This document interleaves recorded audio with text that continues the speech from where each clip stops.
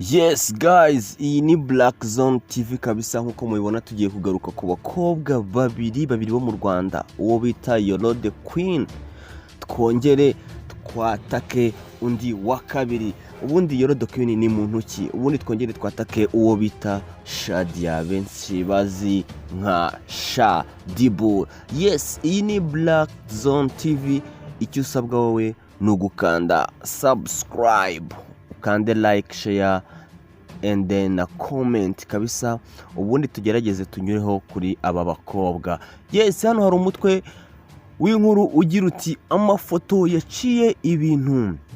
Shadibu yashotoye igitsina gabo mu buryo budasanzwe bigera naho bamwe bavugishwa. Ubundi byagenze bite? Ikaze rero muri kiganiro. Wowe niba utarakanda subscribe, ihangane ubikore, ubundi tujye tubana umunsi ku wundi.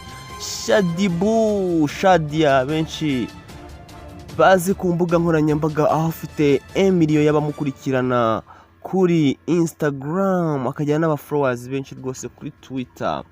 Hano Inyarwanda yateruye umutwe ugira uti Shadibu yongeye kwigarurira imitima y'abagabo batari bake. Bamwe bacika ururondogoro nyuma yo kubona amafoto yashyize hanze. Aya mafoto mbibutsa ni amafoto yagiye hanze ku mugoroba w'uyu munsi. Yes, kandi ikindi muri aya mafoto adasanzwe, Shadibu yateye ubusambo ibitsina gabo bamukurikirana, dore ko yari yambaye akenda kagufi ndetse yicaye mu buryo bushotora cyane, ibyo benshi bita sexe. Umwe mu bamukurikirana Shadibu yananiwe kwifata maze amubwira akamuri ku mutima. Yavuze agira ati, reka nkubwire ibi nitaye uko uhagaze mu rukundo, ni ukuri si ukubeshya kumwe kw'abasore bubu, ndamutse nge Gashema ngiriwe amahirwe yo gukundwa n'umukobwa mwiza nkawe. Ikindi kandi Gashema yakomeje rwose atera imitoma uyu mukobwa, aho yagiraga ati Imana irarora, namukunda ubuzima bwanjye bwose, kandi umva ko baca inyuma abagore, naba mbonye paradizo yanjye niyo wowe wazajya unca inyuma. Nakumva nyuzwe, nawe uri mwiza cyane kabisa. Nyuma rero yo kubona ibyo Shadibu, ubundi reka tugerageze tumunyuremo turebe Shadibu ni muntu ki. Ku bakomeje kudukurikirana mbibutsa gukanda subscribe, like, share na comment.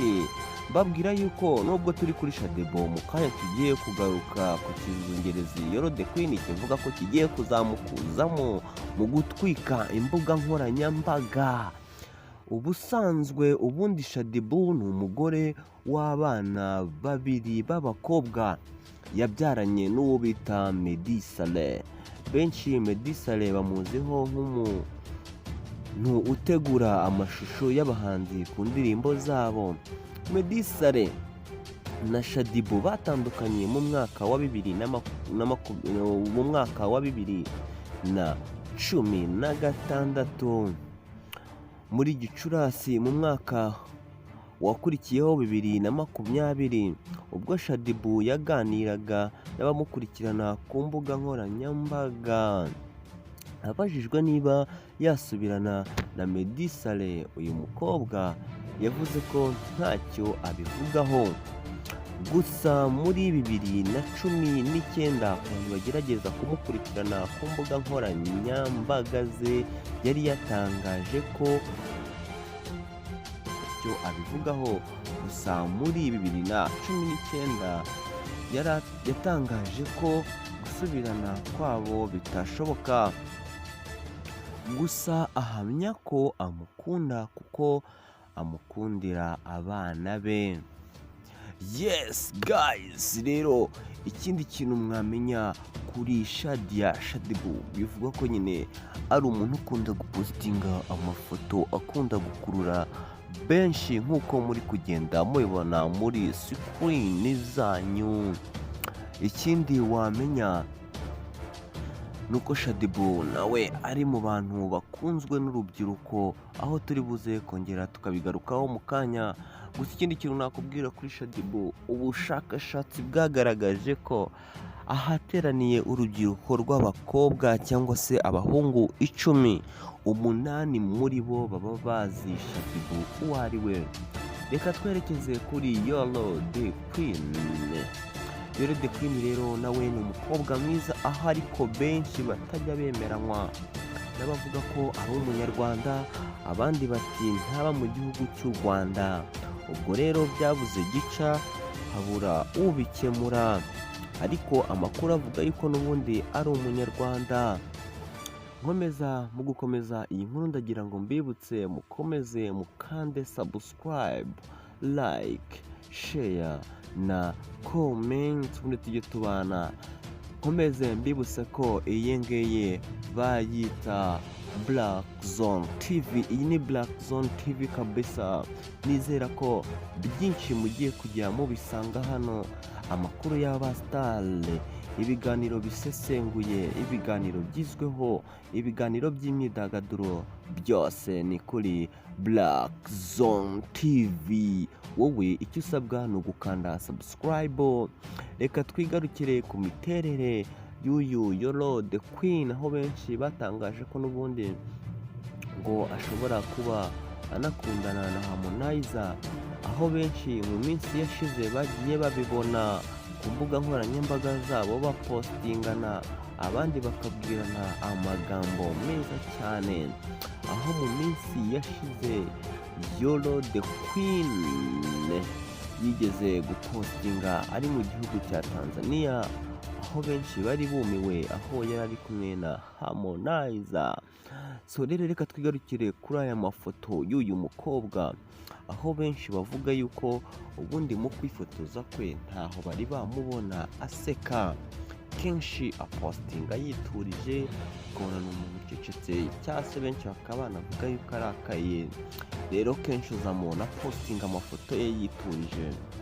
Benshi nuko ikibazo ubu gihari, ushobora kubaza umuntu wese ari Shaddy Boo, cyangwa se wababaza Yolo The Queen, bakubwira ngo hitamo uwa mbere, bikaba byagucanga. Ariko hano hari umunyakenya wagerageje nawe kumwigana, ariko bigenda byanga, aho mu mafoto muri buze kugenda mumubona, benshi mwatangiye no kumubona. Uyu nawe ngo ni Yolo The Queen wo mu gihugu cya Kenya. Ubu rero tuvugana kabisa, abantu benshi ururondogoro rwacitse imihanda yose, aho ntawe uri kwemeranya uwa mbere kuri bo, kuko buri wese aba afite uwo yemera bitandukanye n'undi. Namwe icyo musabwa muri komenti muratubwira uwa mbere mubona uyoboye, cyangwa se ushobora kuba ari gutitiza uyu murwa. Nta kindi rero ni ukujya muri komenti mukabitwandikira, mukabitubwira. Ikindi kintu rero wamenya kuri Yolo The Queen, ni umukobwa n'ubundi usanzwe ufasha benshi cyane ku mbuga nkoranyambaga, aho mu mwaka washize umukobwa yigeze kumugezaho ikibazo cye anyuze inbox amubwira ko yabyariye iwabo, mu nyuma akaza kumufasha. Ariko si ibyo ngibyo wamuvugaho gusa, kuko n'ubundi na Shaddy Boo nawe akunze kubikora mu buryo butangaje cyane. Ariko nanone Shaddy Boo ku mafoto mwagiye mubona, bikaba bivugwa ko hari ibyo batemeranywaho, ko hari amafoto ajya afata abana bamuri iruhande bamukozeho, bikaba bivugwa ko ari mu bintu bishobora kuzamwicira kariyeri ye, nubwo benshi batagiye babyemeranywaho, aho benshi bagiye bavuga ngo iyo aza kuba ari umunyamahanga baba baramufunze cyangwa se bakanamurega, kuko byose akora ngo ni ukugumura urubyiruko. Ariko we akaba atabyemera, rwose. Ubundi mu busanzwe aba bantu batuye hehe?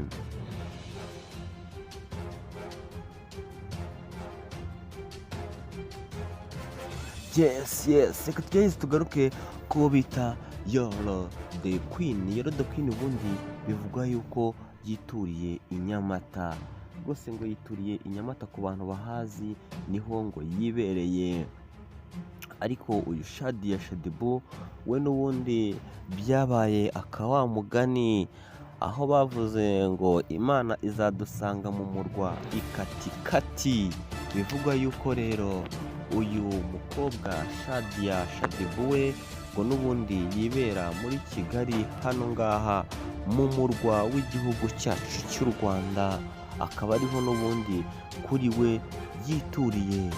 Nanjye se reka nkubaze, wakanze subscribe, wakanze like, wakunze ikiganiro cyacu, gisharinge ucyereke n'abandi.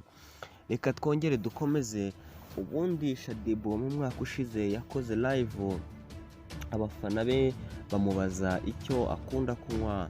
Shadibu yashubije yuko mu buzima bwe ubundi yikundira inzoga bita Jameson, avuga yuko ariyo imumara nibura akanyota.